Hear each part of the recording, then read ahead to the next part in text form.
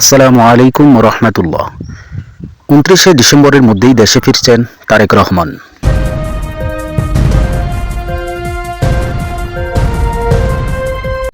চলতি মাসের 29শে ডিসেম্বরের মধ্যেই দেশে ফিরছেন বিএনপির ভারপ্রাপ্ত চেয়ারম্যান তারেক রহমান। দেশে ফিরে আগামী ত্রয়োদশ জাতীয় সংসদ নির্বাচনে তিনি বগুড়া ৬ আসন থেকে নির্বাচনে অংশ নেবেন।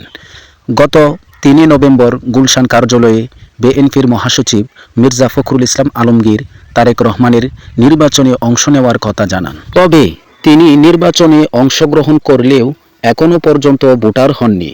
ভোটার হয়ে প্রার্থী হতে গেলে আগামী 29শে ডিসেম্বরের মধ্যে তারেক রহমানকে দেশে ফিরতে হবে। ইসির নির্বাচন সংশ্লিষ্ট কর্মকর্তারা এই তথ্য জানান। তারা জানান, দেশে ফিরেই ভোটার হওয়ার জন্য কমিশনে আবেদন করবেন। এরপর ভোটার হয়ে উনি প্রার্থী হতে পারবেন। বৃহস্পতিবার ঘোষিত তফসিল অনুযায়ী আগামী 12 ফেব্রুয়ারি ত্রয়োদশ জাতীয় সংসদ এবং গণভোট অনুষ্ঠিত হবে।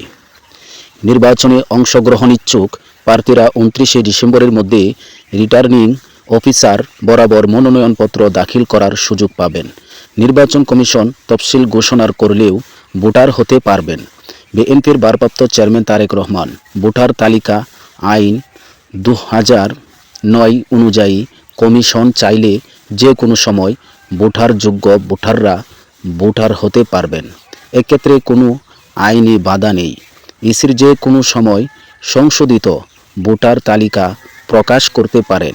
তবে বিএনপির ভারপ্রাপ্ত চেয়ারম্যান তারেক রহমান এখনও ভোটার হননি বলে জানিয়েছেন নির্বাচন কমিশনের ইসি সিনিয়র সচিব আক্তার আহমেদ।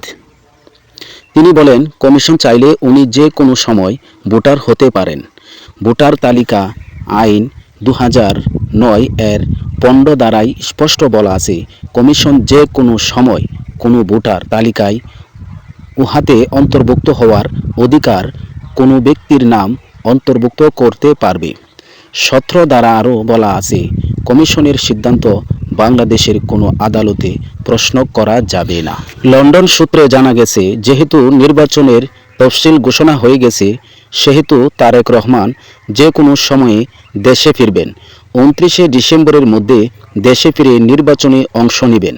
মহান বিজয় দিবসে তারেক রহমানের দেশে ফেরার গুঞ্জন শোনা গেলেও চলতি মাসের শেষ সপ্তাহে তিনি দেশে ফিরছেন বলে নিশ্চিত করছেন ওনার আস্থাভাজন একাধিক ব্যক্তি।